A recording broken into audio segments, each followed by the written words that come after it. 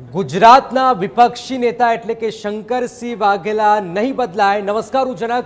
સાંજના 7 વાગી રહ્યા છે। આપ જોઈ રહ્યા છો આપણું ગુજરાત। જી હા, આ સૌથી મહત્વપૂર્ણ સમાચાર હાલમાં સામે આવી રહ્યા છે કે કોંગ્રેસ વિપક્ષી નેતા નહીં બદલે આ નિવેદન કર્યું છે કોંગ્રેસના પ્રદેશ પ્રમુખ ભરતસિંહ સોલંકીએ। ઈટીવી સાથેની વાતચીતમાં ભરતસિંહે કહ્યું છે કે શંકરસિંહ વાઘેલા નેતા વિપક્ષના પદે કાયમ રહેશે। નામ બદલવાની અફવાઓ માત્ર ભાજપ ફેલાવે છે। આ સાથે જ પાટીદારો અંગેના સવાલનો જવાબ આપતા તેમણે કહ્યું છે કે પાટીદાર આગેવાનોને કોંગ્રેસ યોગ્ય સ્થાન આપશે અને વિવિધ કમિટીઓમાં પાટીદાર નેતાઓને મહત્વ આપવામાં આવશે। સાથે જ શહેર અને જિલ્લા પ્રમુખોની જાહેરાત અંગે પણ તેમણે વાત કરી છે। તેમણે કહ્યું કે કોંગ્રેસના પ્રભારી અશોક ગેહલોત ગુજરાત આવશે અને ધારાસભ્યો પ્રદેશના આગેવાનો સાથે ચર્ચા વિચારણા કરશે। આ સાથે તેમણે વિધાનસભા ચૂંટણીમાં જીતનો વિશ્વાસ પણ વ્યક્ત કર્યો છે। તેમણે કહ્યું કે કોંગ્રેસ વિધાનસભા ચૂંટણીમાં 2/3 બહુમતી જીતશે। આગામી 10 મેના રોજ પ્રદેશ કોંગ્રેસની વિસ્તૃત કારોબારી પણ મળવા જઈ રહી છે। તો આ એક મહત્વપૂર્ણ સમાચાર, વિપક્ષી નેતા નહીં બદલાય।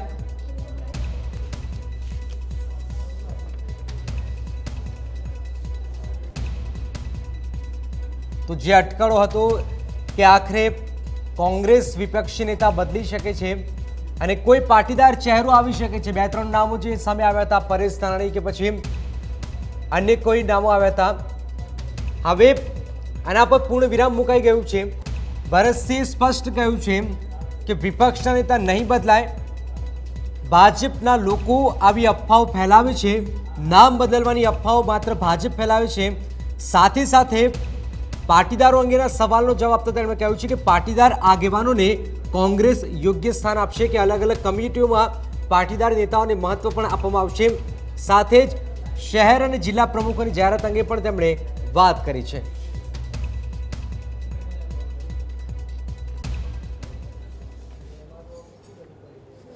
શંકરસિંહ વાઘેલાની વાત થઈ રહી છે કે વિપક્ષના નેતા બદલાઈ શકે છે તેવો એક માહોલ હાલ એક કાર્યકર્તાઓનો મેસેજ મળી રહ્યો છે કે વિપક્ષના નેતા બદલાઈ રહે છે। આ વાતને તમે કેટલી માન્ય ગણો છો? ગુજરાતમાં વિધાનસભા કોંગ્રેસ પક્ષના નેતા બદલાવાના છે એવી વાતો મીડિયા દ્વારા અથવા તો ભારતીય જનતા પાર્ટી દ્વારા ફેલાવવામાં આવે છે। કોઈપણ સંજોગોમાં વિધાનસભા કોંગ્રેસ પક્ષમાં ફેરફાર થવાની શક્યતા નથી। આવનારી 10મી તારીખે પ્રદેશ કોંગ્રેસની વિસ્તૃત કારોબારી મળવાની છે। ગુજરાતના પ્રભારી મહામંત્રી આદરણીય અશોક ગેહલોતજી અને 4 એઆઈસીસીના સેક્રેટરીઓ એ ગુજરાત આવી રહ્યા છે, કારોબારીમાં ભાગ લેશે અને અશોક ગેહલોતજી 2 દિવસ રોકાવાના છે।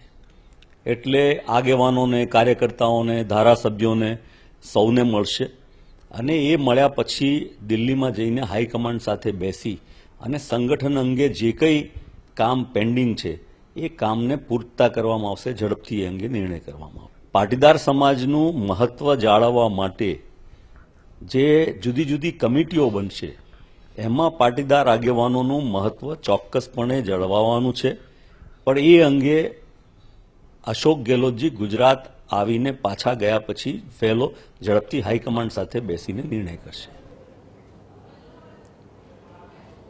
તો વિપક્ષી નેતા નહીં બદલાય એટલે કે શંકરસિંહ વાઘેલા વિપક્ષ નેતા યથાવત રહેશે। જે વાતો હતી માત્ર ભાજપ અફવા ફેલાયો છે। અમારા સંવાદદાતા પ્રણવ જોડે। પ્રણવ, કેમ હજુ બાપુનું નામ જાહેર નથી કરવામાં આવતું? કારણ કે હવે તો વિપક્ષી નેતા પણ નહીં બદલાય, મતલબ કે શંકરસિંહ વાઘેલા નહીં બદલાય, તો એવા કયા પરિબળો છે જેના કારણે આ નામ જાહેર નથી કરવામાં આવતું?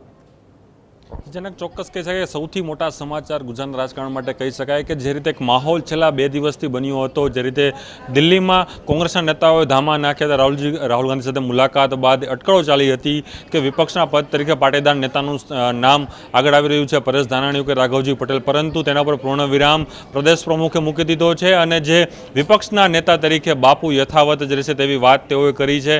મહત્વપૂર્ણ વાત એ બહાર આવી છે કે જે રીતે આગામી સમયની અંદર જે કારોબારી મળવાની છે, વિસ્તૃત કારોબારી પ્રદેશ કોંગ્રેસની, તેમાં પણ અશોક ગેહલોત હાજર રહેશે। અશોક ગેહલોત 2 દિવસ ગુજરાતના પ્રવાસે રહેશે, તમામ ધારાસભ્યો, તમામ પ્રદેશના આગેવાનો સાથે ફેસ ટુ ફેસ મુલાકાત કરશે। ત્યારબાદ જે શહેરના સંગઠનો જિલ્લાઓના સંગઠનો છે તેની નિમણૂક કરશે. પરંતુ ચોક્કસ જે નોંધવા જેવી બાબત એ બહાર આવી છે કે જે અટકળો ચાલી રહી હતી કે શંકરસિંહ વાઘેલાને કેમ્પેન કમિટીના ચેરમેન બનાવવામાં આવશે, વિપક્ષનું પદ તેની પાસે લઈ લેવામાં આવશે, પરંતુ તેના ઉપર પૂર્ણ વિરામ લાગી ગયો છે અને વિપક્ષના નેતા તરીકે શંકરસિંહ વાઘેલા યથાવત જ રહેશે. અને જે રીતે વિરોધની વાત થઈ રહી છે, જે આપણે જે વાત કરી છે કે આનું કારણ એ આવી રહ્યું છે કે જે રીતે કોઈ ચહેરો, નવો ચહેરો કોંગ્રેસ પાર્ટીને મળી નથી રહ્યો, તેના કારણે જ આ પ્રકારનો નિર્ણય કદાચ લેવાયો તેવું લાગી રહ્યું છે. દિલ્હી હાઈકમાન્ડ તરફથી આ પ્રકારના સંકેતો હાલ મળી રહ્યા છે કે વિપક્ષના પદ જે નેતા છે તે શંકરસિંહ યથાવત રહેશે અને પ્રદેશ પ્રમુખ તરીકે ભરતસિંહ સોલંકી પણ યથાવત રહેશે. પરંતુ ચોક્કસ નોંધવી બાબત એ વાત બહાર આવી છે કે જે પાટીદાર નેતાનું નામ આગળ આવવાની વાત હતી, પરંતુ જે વિવિધ કમિટીઓ બનશે આગામી સમયમાં, કેમ્પેન કમિટી હોય કે સ્ટેન્ડિંગ કમિટી હોય કે બીજી અન્ય જે ચૂંટણી લગતી કમિટીઓ છે, તે તમામ કમિટીઓની અંદર પાટીદારોને યોગ્ય સ્થાન આપવાની વાત પ્રદેશ કોંગ્રેસ પ્રમુખ ભરતસિંહ સોલંકી જે ઈટીવી સાથે ખાસ વાત કરી છે તેમાં કહી છે. આ ખૂબ જ મહત્વપૂર્ણ બાબત છે. આભાર પ્રણવ. તો આખરે પાટીદારોને અલગ અલગ જે કમિટી બનાવવામાં આવશે તેમાં સ્થાન આપવામાં આવશે, પરંતુ વિપક્ષી નેતા નહીં બદલાય, આ સૌથી મહત્વપૂર્ણ સમાચાર સામે આવી રહ્યા છે.